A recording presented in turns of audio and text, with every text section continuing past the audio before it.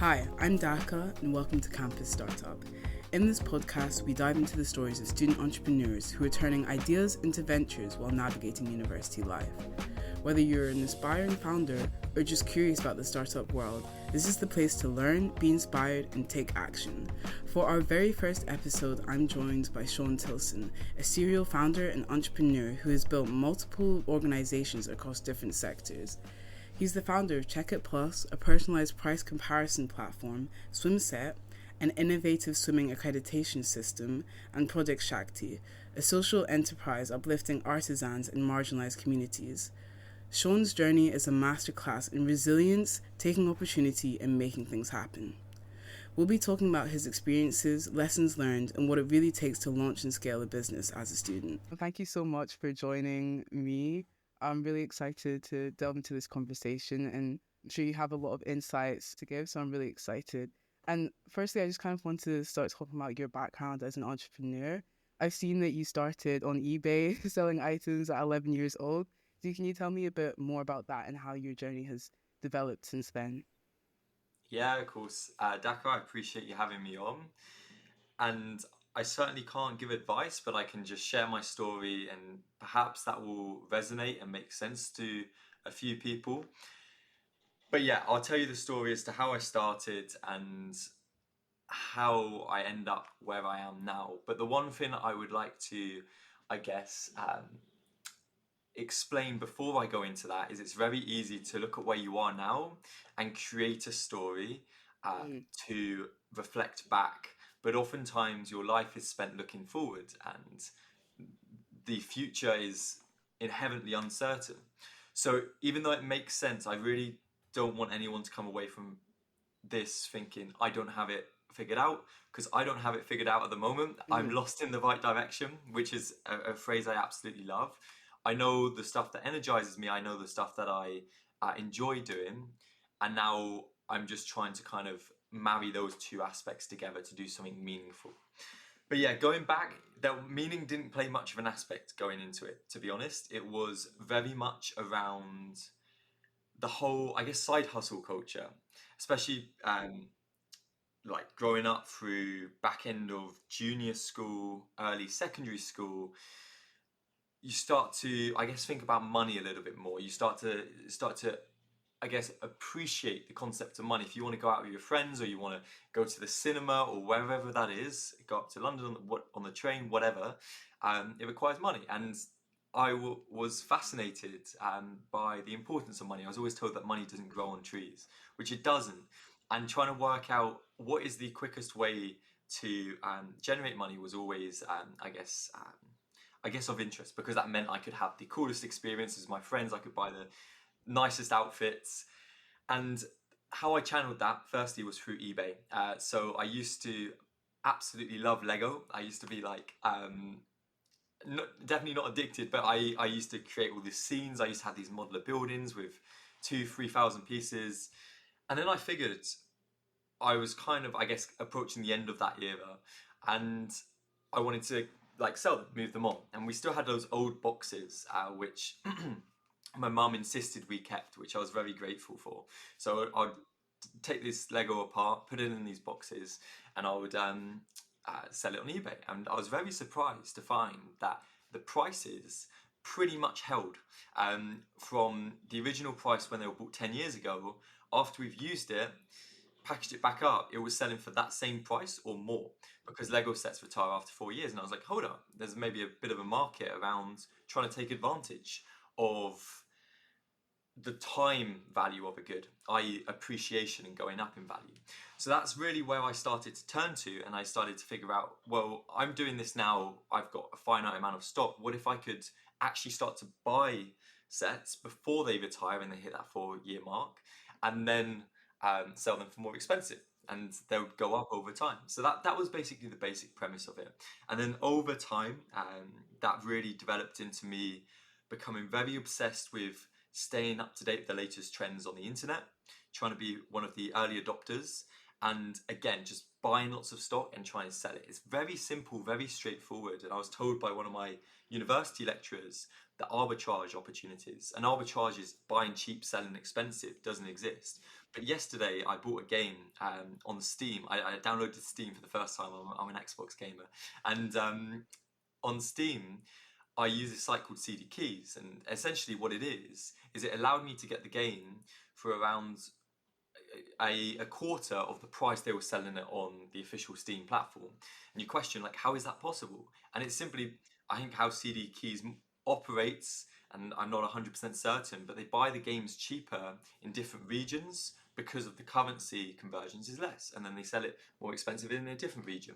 So that's basically what it was all about for me, young. And I started to see the money come in. I guess like £1,000 back then, 10k back then, it was absolutely huge, right? And the more I put time, effort, and energy into it, and started to see that accumulate, it was really rewarding. That really then led on to my first business, which I started going into college, Check It Plus, which was all about doing what I did, but for other people. So finding people the best product or the best price when shopping online. And I came into loads and loads of lessons as to what I did wrong and what I could have done, what seems obvious but wasn't obvious at the time. And there's a few kind of reasons behind why that wasn't obvious at the time. And ultimately became very obsessed with this kind of e-commerce online market, and actually trying to find these trends, exploit them, and then move on to the next big opportunity. So that was my mindset, I think, from the very start, in seeing an opportunity. And I used to do all sorts of kind of side hustles. It wasn't just the eBay, and it was like going around and doing gardening and all these odd jobs for people. But I saw that as a really great way to not necessarily tie my time to the amount of money I can generate. There's a really interesting concept which I came across where, say, if you say your time is worth 20 an hour, £20 an hour, or however much you want to value it at. Or if you hate doing a job and you really don't enjoy it, if you can pay someone £20 an hour to do the job for you, or less than that, you should always do that, because that gives you that time back. And for me, when I was kind of reflecting on that whole buying and selling stuff, when I was starting to do bulk shipments and I was starting to go kind of more B2B side, that was great, because a low investment on my time, placing the order, packaging up, sending it off, was having a much greater return than doing individual B2C parcels. So again, that was just an interesting concept I came across. But it seems to make sense, but it was just having a bit of a knack for seeing those opportunities. They were paying good returns and just wanting to keep doing more and more. Yeah, for sure. And yeah, thank you for sharing. It's really, really interesting. And kind of talking about mindset and your journey, are there any sort of major mindset shifts or beliefs you had to let go of to allow yourself to really grow? That's so interesting, because mindset as a concept, I don't think I was really super familiar with, like back going up through school. Mm. I think mindset, the first time I came across it was probably in psychology class, where Carol Dweck talks about growth mindset versus fixed mindset. And the idea being that our brains are malleable, and if you tell yourself, or if you give yourself a persona, which could be, I'm not good at this, or I'm not a mathematician, or maths isn't for me. It could be whatever in any aspect of your life. Well, you're almost putting a limit. It's like a speed limiter. You're not that person, so you can't become that person. Yeah, Whereas, for sure. I guess the realization was for me that mindset is, or how I live my life is very simple. People talk about setting goals, and people talk about kind of New Year's resolutions and all of this stuff, which sounds great on paper. But I have two New Year's resolutions. One is to surround myself with people I love and who give me energy. And secondly, work on myself, because I figure, particularly with mindset, once you introspect, once you try and work out the person you want to be in life, how do you want to act, not what do you want to have, not what do you want to achieve, but the fundamental values that underpin yourself, well, then everything else kind of takes care of itself, because as long as you're acting in accordance with that person that you want to be in the future, then you're destined for great things, or you're destined to start to realize that. Because again, there's so many factors which are out of people's control. And this is one of the reasons I had this quote when I was younger. I used to do a bit of journaling when I was younger, and I dug out the diary, and it said, life is like a game of cards. You can't control the hand that you're dealt, but you can control how you play it. And I read that and I was like, wow, that was so powerful, and it's so true, because even if you are dealt the worst possible hands, your values and the person that you want to become is within your own control. Again, there's all of the ways that you treat other people. That's within your own control. The way that you are honest and you're authentic around others, and how you show up. If you show up on all of these kind of factors have a play, but they're within your own control. So there's a quote. I think I've got it down here because I was doing a bit of reflection, and it says, "Wealth consists not in having great possessions, but in having few wants." Maybe it's about enjoying where we are, not where we're going. And to me, if you are thinking about the future and you're so deeply, I don't know, you're so orientated around these wants or these objects, then you're always chasing.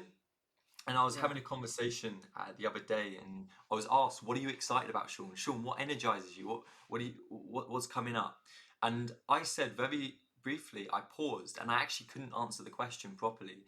And I said, "I think it's because I'm just so content now and in the present. It doesn't matter how much money you put in my bank account. It doesn't matter how great the house is I live in. It doesn't matter what car you give me. I'm so happy." And that's a feeling that I've only started to gain very, very recently. And I think that's just about reflecting on, again, stoicism. You can control your action, you can control how you act, and you can control your response to your thoughts. You can't necessarily control your thoughts, but you can control how you respond to those thoughts and then how you act. And learning that and really trying to internalize it has really, really helped me on my journey. Yeah, that's really powerful. And yeah, I was the same. I learned about growth mindset for the first time in school. And then I was immediately like, wow, I didn't know, like, this is a way of thinking. This makes so much sense. And I've seen that you've worked in a variety of different sectors, including non-profit, even a swim instructor. Like, what challenges have you faced, and how have you used that mindset to overcome those challenges? Sure. The single biggest lesson I've learned is how to communicate. And that's something that I've only gained through putting myself in uncomfortable situations. I remember, let's take swim teaching, because I guess it's slightly less glamorous than what the world of entrepreneurship sounds to be like, etc. But swim teaching in itself, and anyone who does coaching or education can probably relate. It's inherently challenging because you're working with different people and different groups. There's stakeholders in business, but this could be the parents of the children on the water. And I remember the first school I was working at, they had this balcony, and all the parents used to be watching you, and I used to be I'm quite self-conscious. And I had this group in the deep end of, I think, around about 10 kids, all mixed ability, some with kind of special educational needs and disabilities, some who like had really, really great strokes, but a lot of strokes weren't necessarily as developed. So it meant that you were trying to communicate with people in an ambience that's loud. There's a lot of noise, there's a lot of echoing. People have got their ears underneath the water, so they're struggling to hear what you're saying as well. And I had to contend with all of these kind of factors, right? And this was like young, like 14, 15, 16, that kind of age. And I really, really struggled at the start. But then I built up a kind of, I guess you can say a persona, but a archetype, a person that I thought would fit that mode or fit that situation. And I came into each swimming lesson kind like, I'm probably quite arrogant, but it's almost like I owned the place. I walked in, I rocked up, all the parents were watching. It would almost have been as if I was doing it for years, and that literally happened overnight. I remember feeling very self-conscious, and then one day just walking in, delivering this lesson as if I knew what I was talking about. And this is the thing, you can say a lot of stuff. If you say it with confidence, right, most people are going to be like, okay, like they're not going to think about that, overthink it too much. So So to me, I came into that environment, I communicated a lot, and then I figured out how you communicate with different like parents. Like for example, if their child hasn't progressed to the next stage, how do you have that conversation?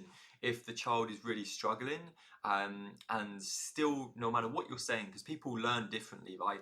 Some people are visual, some people prefer like actually learning by doing, some more kinesthetic. Some people are focused on auditory. I'm very much kind of visual and learn by feel.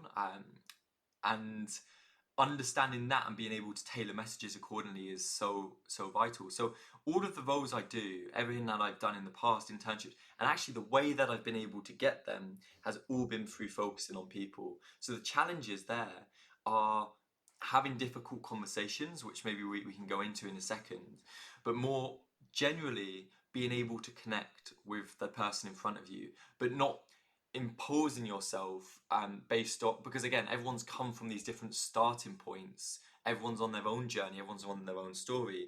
So you just got to take the time and give the headspace to understand the person you're seeing in front of you, which can take time, but at least show interest. Interest in people are interested. So if you show interest in them, then you're able to kind of tweak and tailor your message accordingly. Yeah, for sure. Yeah, and communication is so important. It's the backbone of how we interact with people. Absolutely. And so, how do you approach difficult conversations? And are there any techniques that you've learned to get better at them and get better at navigating situations where that needs to happen? Yeah, fantastic question. And it's something that I've been working on. I'm on a journey and I'm far from there yet. But these are a couple of insights that I guess I that have helped me. So let's start with, would you rather, typical would you rather question, would you rather have 2 minutes of awkwardness or 2 months of awkwardness? Right? It's Yeah. easier to take 2 minutes. So there's a quote, would you rather take, another would you rather take 3 bullets to the chest or one to the head? So the point being, if you're able to be direct, but you're able, again, you have to frame that in a certain manner. I can't remember off the top of my head, but I live with 3 medic students and they have a framework for delivering bad news to people. And a lot of that framework is centered around making sure the person is in the right headspace to receive, making sure the literal space around them is, again, like it's quiet, it's a space they're not going to get overheard in. All of those kind of factors you have to be aware of, because again, you are only seeing, so for example, in this situation, I see my palm, you see the back of my hand, right? You see my knuckles. So you are seeing a situation from one point of view. So it's really important that you can get the factors that you can control right. But actually be honest with the person. If you, again, have observed it for a while of a certain behavior which is causing challenge or whatever that might be, give them uh, give them an out as well. Just say, I've noticed this. Again, don't come in with accusations if you're having a difficult conversation. Just say, I've noticed this recently, and actually, it's it's having a little bit of effect on team morale. I'd be really interested to hear why has that come about, or is there anything I can do to help you or support you? That should always be the first conversation, is like, how can you work together to move forward through this? In many cases, they identify it or they already are aware of it themselves, and then are better in a headspace to receive. But how you approach that and how you treat people are important. But actually, sometimes I spoke with I spoke with a former teacher the other day. Lots of respect for this person, incredible person, and they used to meet with an Ofsted inspector, and the Ofsted inspector, part of their job was to make people redundant, right, but also fire people. So it's a difficult job and difficult conversations, right? And he, teacher is asking, like, how did you do it? How did you have where did you get the force to or where did it come from to be able to say, look, you're fired, right? Because that's difficult, especially for compassionate people, and those that feel connection and are more kind of feeling rather than thinking, to be able to say. And in this situation, it was education. She said that what I do is between me and the person, I conjure up an image, and that image is of the children sitting between us, even though the children are not there. And then it's much easier to be able to have that conversation because you've got all of the invested people. So again, the children's prospects and the children's futures, children are sitting right there in the middle of you both. When you express yourself, then it makes your decision is in the best interest of the organization, and it's greater than just that person or just that conversation you need to have. So in business, I think it's the exact same. If you've got a team that's getting demotivated, you imagine them. If you've got your beneficiaries in a charity, you have to imagine them being there. And I think that's you try and make the right call. And sometimes if you are certain that that is the right call and that is in the best interest of the significant portion of people, then that image and that visualization does sometimes help. But they're difficult conversations. You didn't ask the question like, how do you approach easy conversations? Like, they're always going to be difficult conversations. So you've just got to be open, honest, and make sure you're in the right setting. That's my personal stuff that's worked for myself.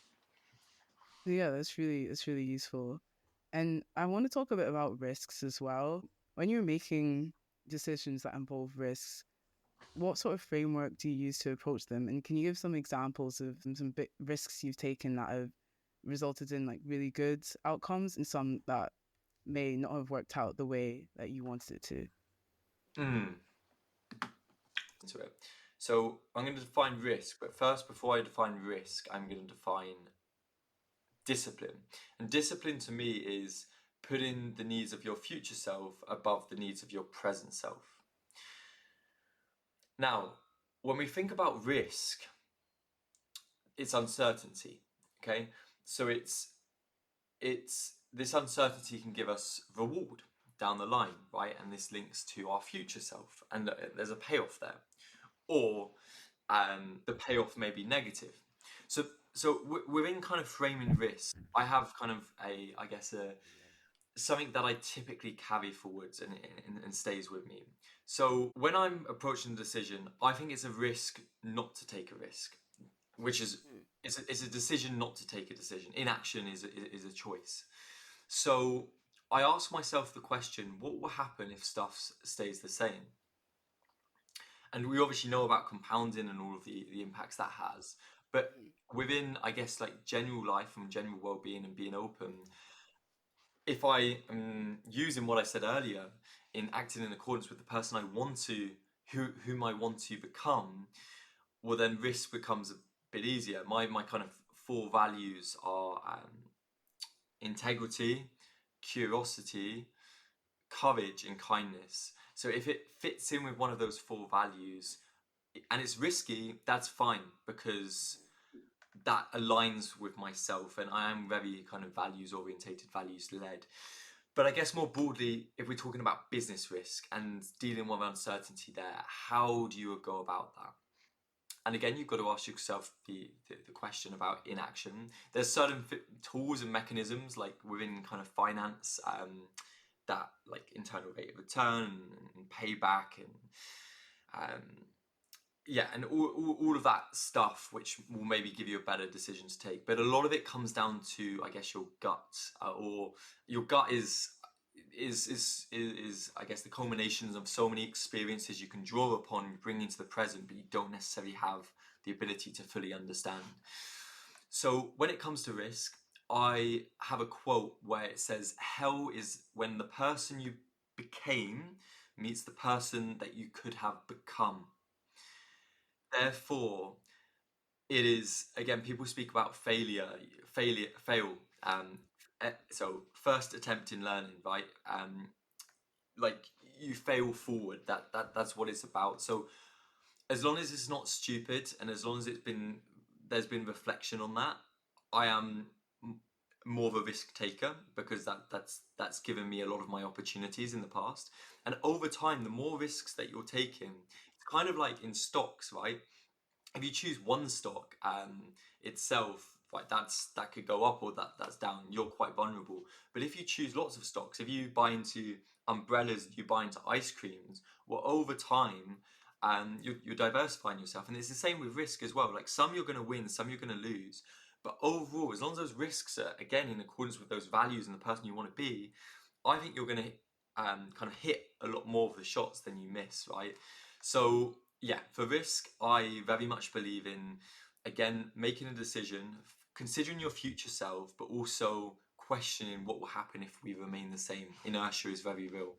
In terms of risks that I've taken myself, yeah, I guess in like there's almost different categories in my life. So there's business risk, kind of personal risk, and relationship, all that kind of stuff that comes into it. But let's say let's say the risk of let's say the risk of putting myself out there. And when I say putting myself out there, I have been quite open and honest and pretty like vulnerable over the course of these last 365 days, posting every single weekday on LinkedIn, plus several weekends. On top of that, actually just sharing my feelings and stuff like that with people. I used to be very reserved, very introverted. I actually wouldn't even share like my story with kind of anyone. Didn't have much self-confidence at all. So to me, that was a risk, even though it didn't necessarily seem like a risk to other people, which I think is something that you should be a takeaway, is the fact that just because I guess it's difficult to you, it doesn't necessarily mean it's difficult to other people. But that was a risk for me, and the risk was that it was going to backfire. It was going to knock my confidence even more. I was going to feel alone. I was going to feel isolated, and that would spiral. It didn't. It didn't, and I have developed a lot more, I guess, inner self-belief, which is something I hope to kind of share with more people. But yeah, I've crashed and burned several times as well within business. A couple of businesses I started, I bootstrapped and ended up failing and cost me quite a bit of money, time. But it was the learnings that I got out the back end of it. And it's interesting because I was reflecting with someone yesterday. It's the final thing I'll say on this topic for the time being. But reflecting with someone yesterday, and we were looking like back into the past, and I said, like, do you regret your actions, or like, how do you feel about what you did? And the person kind of said some of the learnings. So learnings of what happened in the past, and then you kind of realize, well, in any given situation, you are utilizing the best information that's available to you in the present. So there's no point in me being harsh on my 17-year-old self, or there's no point in anyone being harsh on their former self, because again, that's now in the past. You have to forget that and you move forwards. The sad thing is, I find, especially in society today, is there's so much good information around us.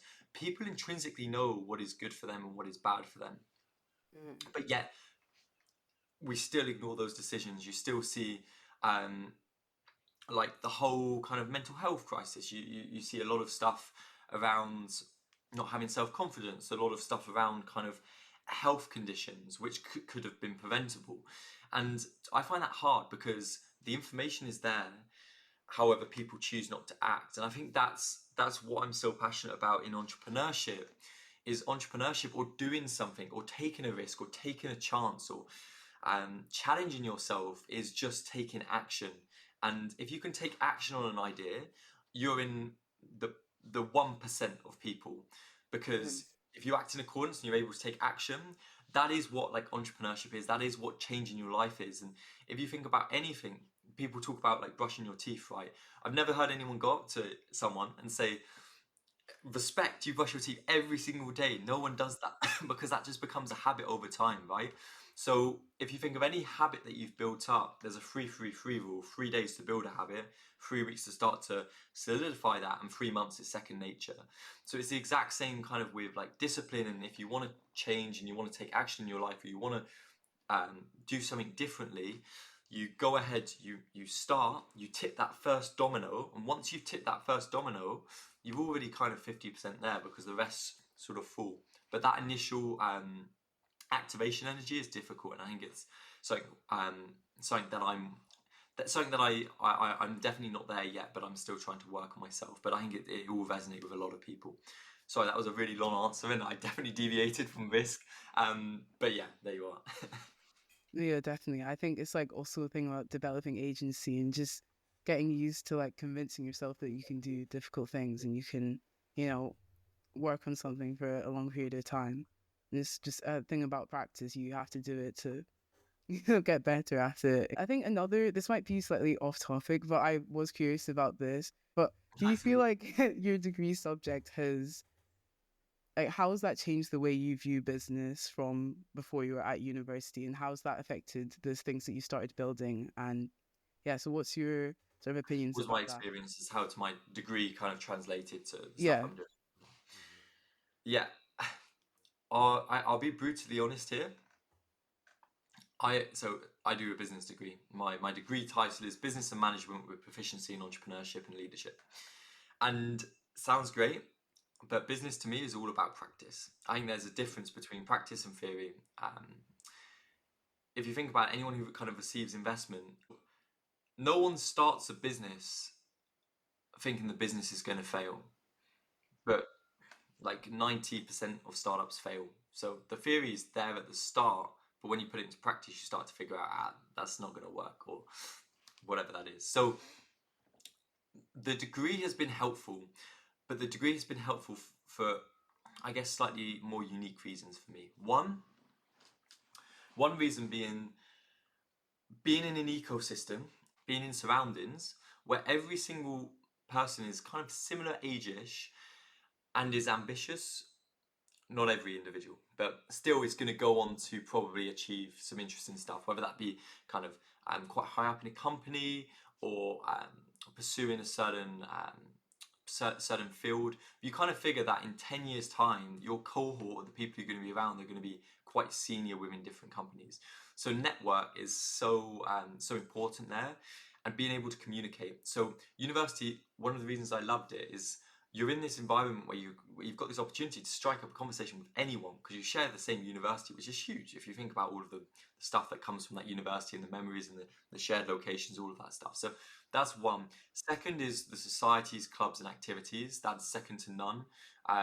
Again, so I've run 4 societies at university.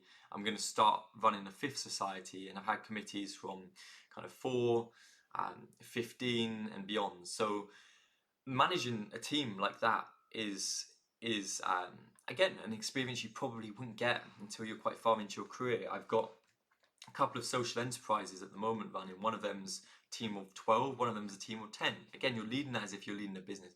They're opportunities that I wouldn't have got if I got into the world of work, and I've learned a lot about myself. So it's a kind of softer side. Obviously, yeah, it's kind of managing your time. There's so many opportunities to get involved with stuff. It's sometimes about picking the right stuff to allocate your time chips to, your time in the day to.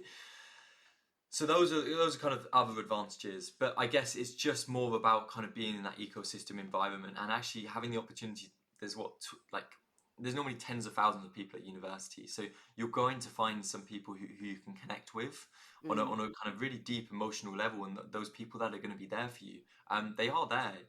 You sometimes just need to make those first steps to be able to find them. So that's what university has given me. The degree, like I I believe the degree is fine, and maybe it gets you the theory, but even like after an exam, you forget the stuff after the exam. So Yeah. it's the softer skills and learning how to learn. That's a skill in itself, and that I think that I've probably kind of refined that over the course of like your education, where you go GCSEs or whatever qualification you do, and then move into A levels and university. That's probably the best skill: learning how to learn, and all of the soft skills that are people. Because I think that's where it's going, especially with kind of AI and all of that stuff, technology emerging. That's really important. Yeah, and you made a really great point about AI. It's very important to have those skills and those experiences and make the most of them, especially as uni is such a short time. But yeah, I guess maybe based on what we've spoken about today, this is a bit of a funny question to ask, but where do you see yourself in the future? I think with me, I'm very much a planner. I love planning things, and I think this is something I've had to kind of teach myself to stop doing as much, but try and plan like as much detail as I can in the future when really I don't know what's going to happen. Nobody knows what's going to happen in the future. I should just, be in the moment more. But how do you kind of like look at what you're going to do in the future with the things that you're running, and how do you balance like not being too caught up in the future and being in the present, and but also having a plan and sort of an idea of where you want to be? I mean, it's kind of like the $1 million question. Where do you see Yeah. yourself going? But also, like, what approaches do I have at the moment, that I look into, or that I use to inform those future decisions? And I guess I guess the opportunities that I've had, and they've come from the most random of situations, in the sense that, like, last year I went out to India for 2 months. I would not have gone out to India if it had not been for a conversation I'd had on a lift with a stranger, that was 45 seconds long. That whole experience would not have happened. And as a result, SETimpact, which is my external social value outsourcing firm, that may have not materialized. And the social enterprises, and I started, also may not have been there from one conversation on a lift. If I was at different time, different place, I wasn't even going to go to that event that day. The year before that, I went to Uganda, and that was from, I joined a WhatsApp group, and like the next day that I joined that WhatsApp group, I got a message on there, and I think I was just really, like, maybe I was like bummed out at the time, but my headspace wasn't great. I saw this message with this kind of opportunity to travel to Uganda, and I was like, why not? If they hadn't put that on the WhatsApp group at that time, I wouldn't have seen it, and I wouldn't have gone. And I know that for certain. There's no way I would have found out about it otherwise.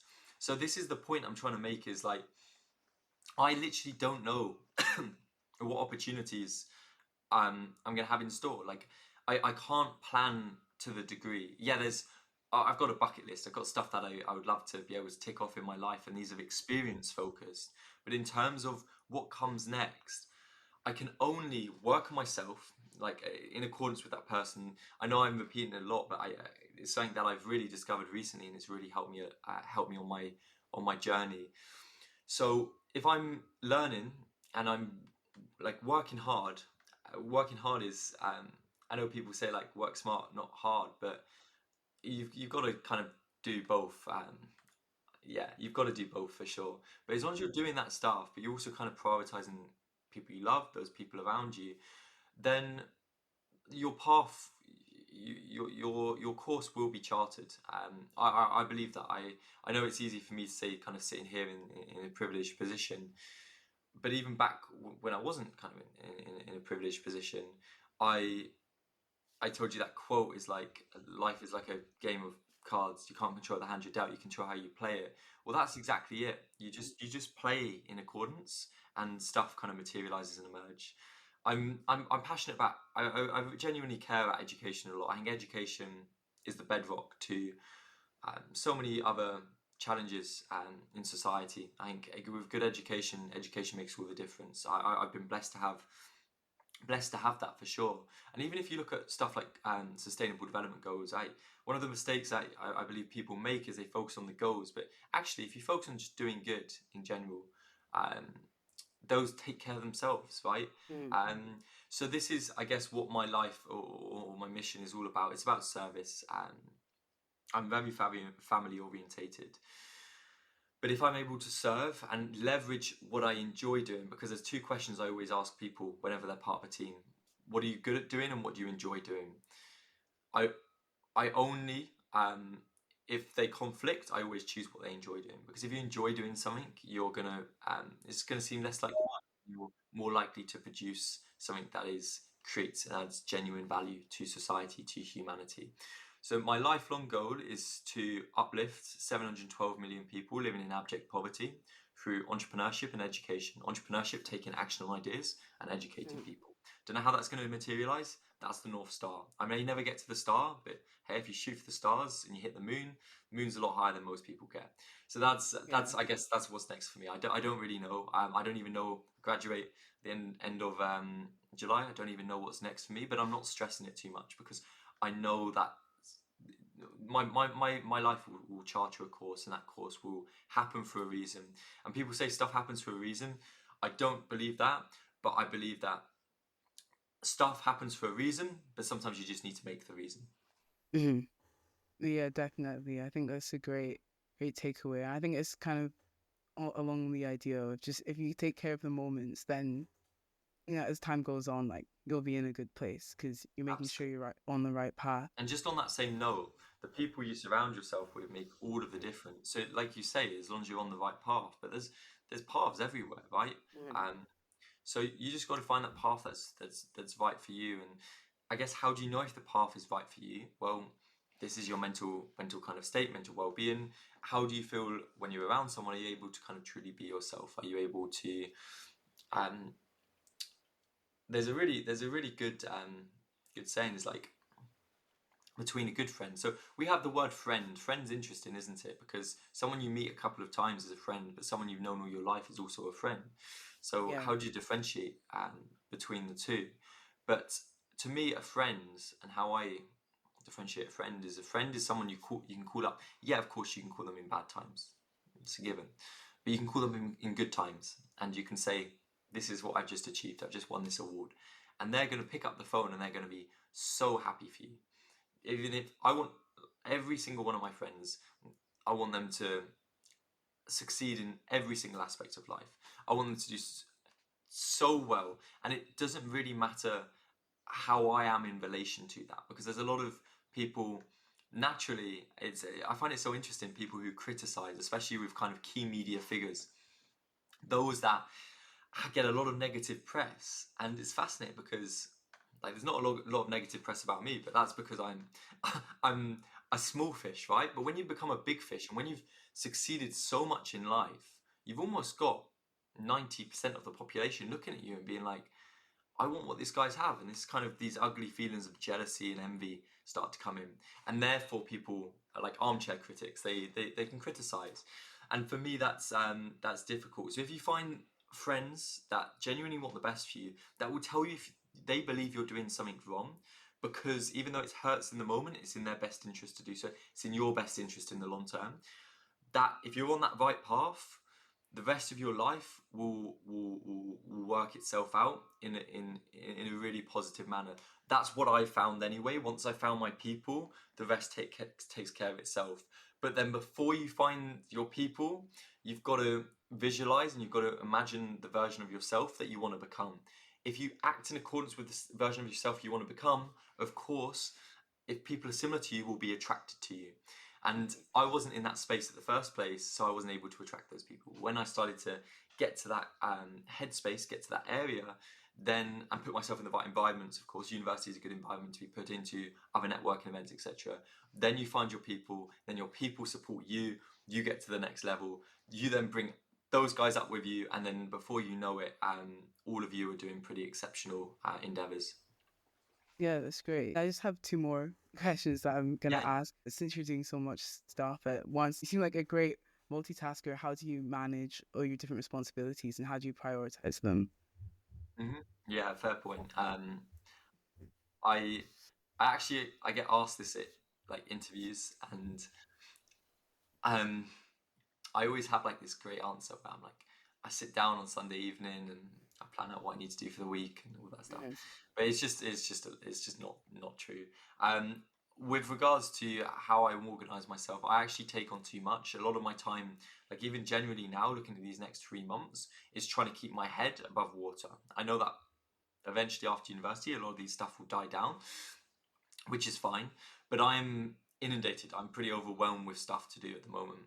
But again, each day I have certain stuff that I want to tick off, non-negotiables. Non-negotiables include exercise. So this could be going on a run. It could be on the indoor bike. It could be gym. Like every day, pretty much has to be exercise. Right, that's built in. That's non-negotiable. I try and get a memory in there, which is something that I started fairly recently. But the idea being that you look back on the day and you can remember, you have a really positive experience or a positive memory, which stands out. Next factor is mindfulness for me. So number 3 is mindfulness, and mindfulness is interesting. I just I did this meditation just now where you look at your hand and then you observe all of the lines and like the crinkles and it it's absolutely fascinating because you can look at your hand for hours and hours and you can trace with your eyes the shape of your hand. Then you can turn your hand over and you can compare the colors of your skin, and you can stretch your hand out and you can see how it becomes torn, and then again the shape of your hand changes. And it sounds so like it sounds quite strange, but mindfulness is all about being in the present, and meditation is an example. That's one tool in the toolkit to help you get towards mindfulness. And mindfulness to me is all about having space. And even though it seems like a time drain to be able to meditate, or to journal, or whatever kind of works for you, or even like reading, even it doesn't have to be complicated. There's this, I cannot remember the name for life of me, but there's this one guy who says just sit down once a week and have a meal. With this meal, you don't check your emails, you don't listen to music, you don't do anything. You just savor the taste of what that food is like. You look at the textures. He used this example with a raisin, and basically what you like, put the raisin on your lips, you feel it, you squash it a little bit, you smell it, you do all of that kind of stuff. You then put it between your teeth, you then like chew on it, etc. It's just your mind, you're so focused. It's what, like the shower, if the shower comes down on you, you're imagining what the water feels like in your body. I try and have a little bit of time each day to just be appreciative, like sip a tea or coffee and you really taste what it's like, right? The flavors. So that's mindfulness is really important. And then memories. So try and create some sort of memory each day where you can look back on and you can be like, ah, that was really nice. And then apart from that, um, those are my priorities, right? I then prioritize anything that is urgent. So I know there's like the whole grid: urgent and important, important not urgent, etc. And it goes round in the quadrant. I always just go for whatever's important and urgent, and then eventually something that's important will move into the important and urgent category, and then I do that. It's not the best way for systematizing stuff because it means you're not always getting stuff done, and some stuff just takes you a lot of time. But it's the way that I've been able to, I guess, deliver on doing so many different roles and responsibilities is by actually, what do I need to get done today? Because the deadline is today. I don't have a choice. I can't delay it anymore. And then the next day another deadline comes and that's it. So yeah, the reason I've taken on so much is because I've had this opportunity to try so many opportunities out. I think it's all about getting exposure to different organizations and how they all work. But my method of prioritization is about putting my personal needs first. You can't pour from an empty cup, they say. So just really prioritizing my own mental health, my own mental well-being, and then figuring that actually that makes me more productive during the day, and then I focus on what's urgent and important. Oh yeah, that's great. And yeah, that's really important to also set realistic expectations of what you can get done and just be honest with yourself about that. My final question is just, what main takeaways do you want our listeners to have about your journey, and main insights from what you've done? Sure. I'm going to loop back because that literally has just come into my head before I answer that. Is when you are, I guess, reflecting or you're trying to prioritize. The other thing I do is even if stuff isn't urgent or it's in that category that's like not urgent, not important, sometimes I'll create actual deadlines where I commit to someone. I say I'm going to send this by next Tuesday, even though I don't need to, even though I could just send it later and later in the future. The reason I do that is I have this obsession, and this ties into the last point, which is why I loop back around, is keeping your word to yourself. That's the single most important thing you can do. So if you've set yourself a deadline, you almost got to do that. And then if you don't do the deadline, you've got to reflect back and you're like, so if I've said I've done this, why did I say I've done it? Because now I might have let that person down, but I've let myself down. Because now my brain in the future, when I make a commitment to stuff, my brain is going to be like, hey, do you actually really mean that? You could just do it later. And that's a dangerous thought to have if you're always pushing stuff into the future, because the future is uncertain and you can't take stuff like health and longevity for granted. So my biggest advice, I guess, going forward, that like anyone to take forward, is conjure up that image of the person you want to be and actually go deep into that. Spend some time, right? Don't just say I want to be this person because they look like good and good. They've got a really nice car and stuff like that. That's not for the right reasons. You got to focus on the soft side. What person, what are the values that you want to act in accordance with? Once you work them out, you work out which habits align with the person that you want to become. So, for example, if you really value health and wellness, and you may decide, I need to exercise 3 times per week. I need to make sure I get out, get a bit of fresh air every single day. I might switch my meetings to walk and talk. You then create these habits that you want to form. Don't start with many, because if you start with many, that's just going to, again, mean you get a third. So if you set 3 habits, you can get a third of the way through each one, and none of them are going to materialize. Start with one, build it into your life. And then once you've done that, and you've proven that you're able to set that habit and actually carry through on it, that means in the future, when you decide to form a new habit, it's going to be easier because your brain has already gone, actually, I've got a successful case study now. It's like a client testimonial. I've been able to get from A to B. I formed that, and now I look back from B to A, and I'm like, wow, that's a lot more distance than what I had previously anticipated. So my biggest advice is keep your word to yourself. If you say you're going to wake up at 8 a.m. in the morning, or you set your alarm for 8 a.m. in the morning, that's your past self saying you're going to wake up at 8 a.m. in the morning. Wake up, because if you don't and you delay it, then you've basically just broken the promise to yourself the previous day. And I know it sounds stupid, but in that situation, if you want to wake up later than 8 a.m. in the morning, fine. Just set an alarm later, or just don't set an alarm at all. But do you know what I mean? It's less so about it's less so about the time, and it's less so about what you're doing. It's more so about what you say, and then act in accordance to the person that you say. Because a lot of people have all the talk but don't necessarily live by it. And you'll figure that out very quickly about a person if they truly live by what they say they do. It's very self-fulfilling and it's very circular in that manner. But yeah, hopefully that was of some help. I wish I could have told my previous self that, the importance of the promises that you make but you don't tell anyone else about. Mm. So yeah, and thank you so much for joining today. It's been a really exciting conversation, and yeah, I hope people have learned a lot from it. And so thank you. My pleasure, Daka. No worries at all. Thank you for having me on, and it's yeah, some really great questions there. So hopefully that was helpful to the audience.